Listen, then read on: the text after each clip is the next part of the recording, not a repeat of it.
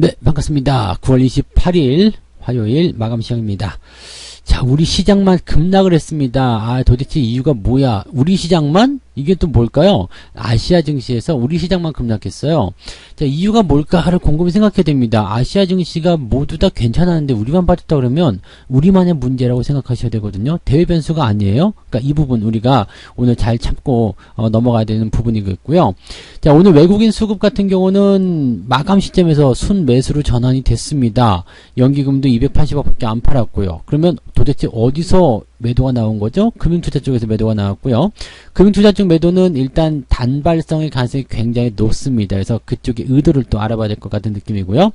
자, 정유, 화학, 금융 섹터에서 강세를 보였습니다. 그래서 정유나 화학 같은 경우는 일단 유가 상승에 대한 부분이 있었을 테고, 금융 섹터 같은 경우는 금리 인상에 대한 부분이 있었을 것이다 라고 생각할 수 있는 부분이 좀 될 것 같습니다. 그 외에 막 산발적으로 올라갔다 내려갔다 하는 종목도 굉장히 많았는데, 오늘 같은 날은 대체적으로 주가가 많이 좀 떨어져 있는 상태이기 때문에 시장의 변동성들이 좀 커져 있었을 것이다 정도로 생각하시면 될 것 같습니다. 일단 차트 보면서 설명을 좀 이어가 보도록 하죠.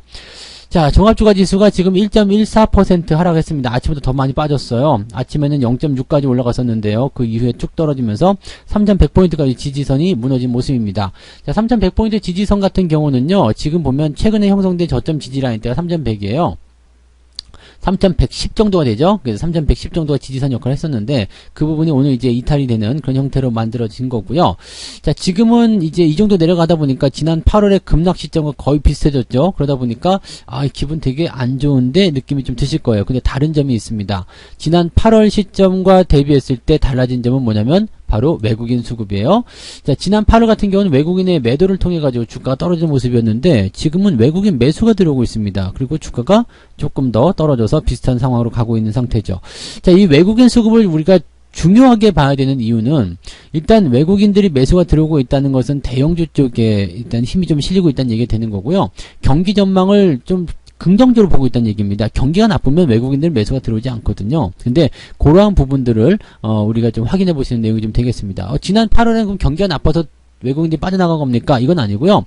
경기가 괜찮았음에도 불구하고 차익 실현이 나갈 때가 있겠죠. 너무 많이 올라왔어요 라는 부분들, 그런 내용들이 또 그때는 매도로 나타났다라고 보시면 되겠죠.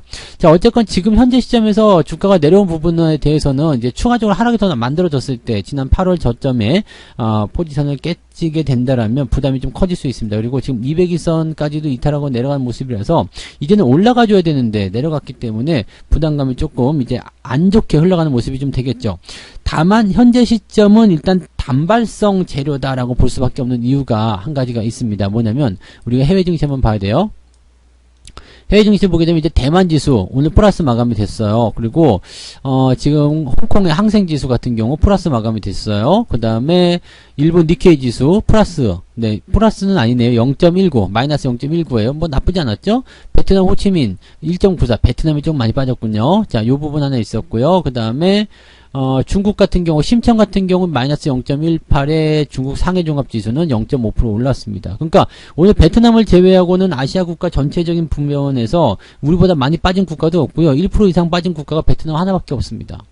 자, 그렇다면 여기서 우리가 생각해 볼 만한 부분이죠. 대외적인 변수를 통해 가지고 다 밀어버릴 거였다면 이렇게까지 되지 않았다는 얘기죠. 즉 주가 상황 자체가 현재 시점처럼 이렇게 우리나라 증시만 뚝 떨어져 나온 것처럼 이렇게 나올 리가 없다는 얘기거든요. 뭐 만약에 대외적으로 뭐 큰 어떤 시장에 어떤 악재가 나타났다거나 아니면 중국의 어떤 그 헝다그룹에 관련된 그런 내용 때문에 주가가 떨어졌다. 그렇게 되면 주가가 다 빠져야 돼요. 근데 어느 국가들은 괜찮고 똑같이 장이 열렸잖아요. 근데 어느 국가들은 괜찮고 우리나라만 빠졌다? 이거 말이 안 되죠. 우리가 뭐 그쪽이랑 연결된 것도 아니고 우리만 악재를 받아들여야 되는 입장도 아니잖아요. 그렇기 때문에 지금 시장에서는 대외 변수가 아닌 무언가가 있구나라고 생각할 수밖에 없는 거죠. 그럼 여기서 받아들일 수 있는 내부적인 이슈는 뭐예요?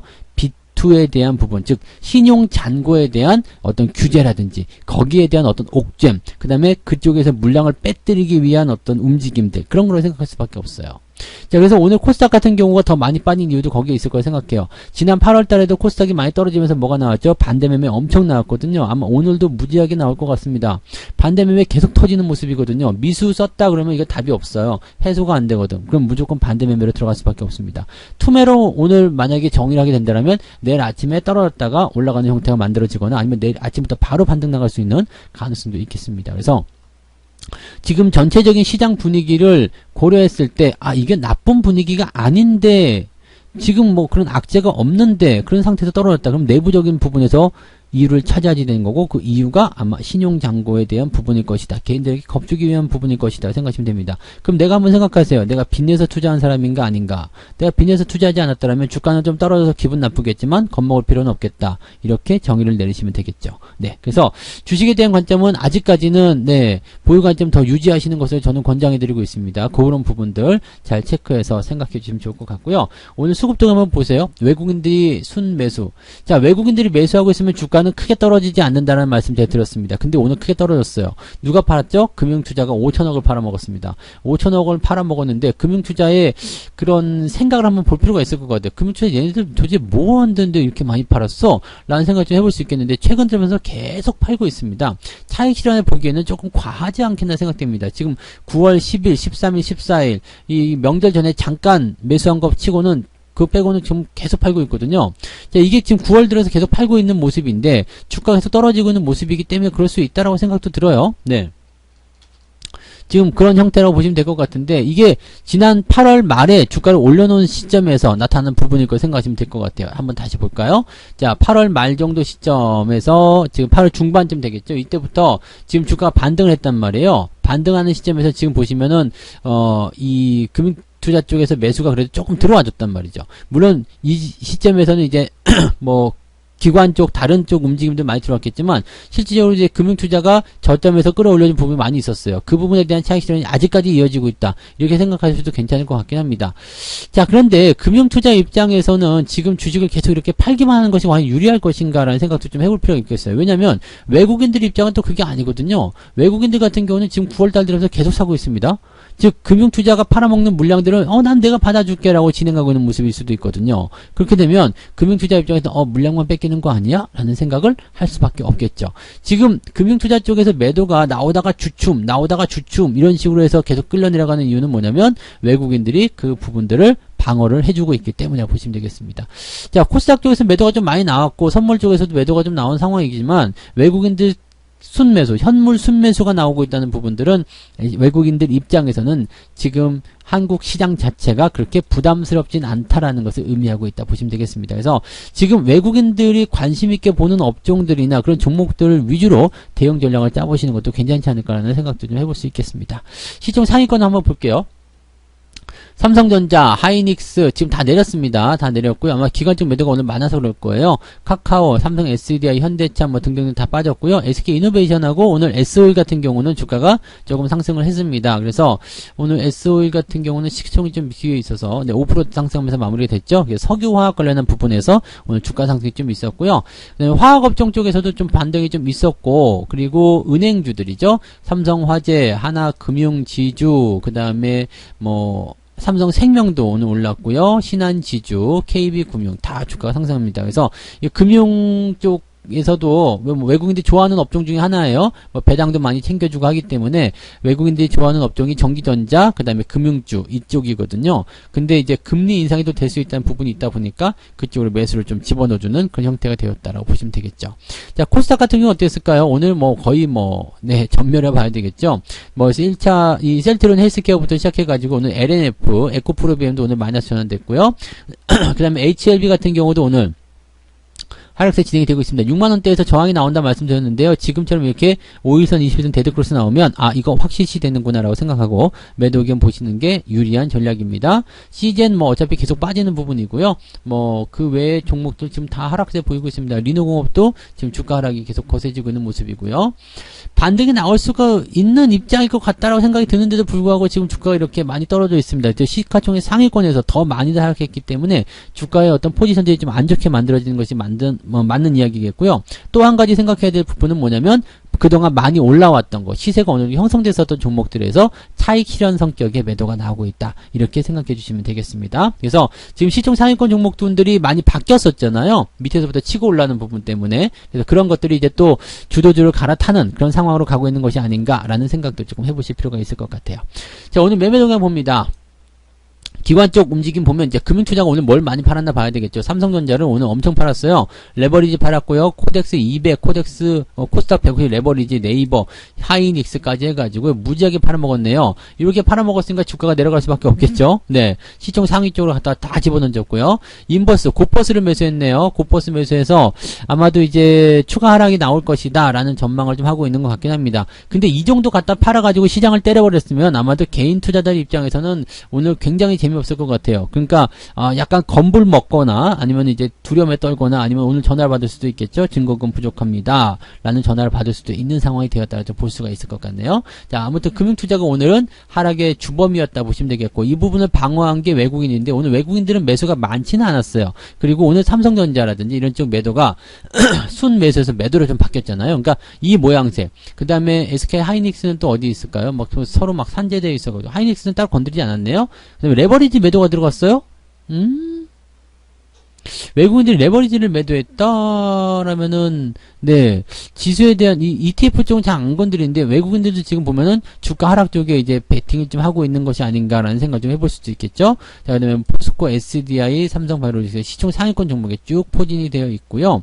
대신에 이제 SK이노베이션, 그 다음에 KB금융, 카카오뱅크, LG화학, 화학, 금융 섹터가 거의 다 차지하고 있습니다. 그 다음에 아난티 같은 종목처럼 이렇게 대북 관련 이슈가 있는 1위 포지션으로 좀 들어간 것도 있고요. 아모레퍼시픽을 오랜만에 매수했는데 이 화장품 관련주들은 좋아질 때가 된 것 같긴 한데 아직까지는 실적에 대한 부분이 없기 때문에 가시화되지 못하고 있는 것 같은 느낌이긴 합니다. 일단 떨어지는 과정에서는 그냥 홀딩하시되 아니 또 좀 더 지켜보시되 반등이 나올 때 액션 취하는 것이 좀 더 유리하지 않을까 생각됩니다. 그리고 뭐 대한항공 이런 것들 매수 꾸준하게 들어가고 있는데 대한항공도 단기적으로 올라왔기 때문에 좀 조정을 받아야 되지 않을까 싶기도 한 그런 내용이기도 하겠습니다. 자, 어쨌건 지금 상황을 딱 놓고 보면 어때요? 대형주 위주의 어떤 주가 하락 진행되는 모습인데 실제로 외국인들은 매도가 많지가 않았습니다. 오늘 매도를 많이 한 것은 금융투자 쪽이었고 금융투자 입장에서는 차익 실현에 대한 일부분이다라고 볼 수 있겠습니다만 단기적 포지션에서의 부담감들은 상당히 지금 시장이 많이 받아들였을 것이라고 생각됩니다. 그래서 아마도 이제 이 상황에서 가장 피해를 보는 것은 개인 투자자일 것이고요. 개인 투자자의 물량을 뺏기 위한 움직임이었다면 분명히 투매성 움직임이 뭐 내일 오전이라든지 이렇게 나올 수 있습니다. 나왔다가 바로 반등 치고 올라갈 것이 굉장히 높거든요. 그래서 아마도 이제 내일 바로 반등이 붙여주거나 아니면 좀 떨어졌다가 반등 시작하거나 그런 모습이 나오게 된다면 이 물량을 떨어먹기 위한 모습이었겠구나 생각하시면 되겠고요. 그 시점 이후부터 이제 연속 상승을 확인하시면서 대응하시면 주가 상승에 대한 포인트를 잡아가실 수 있을 것 같습니다.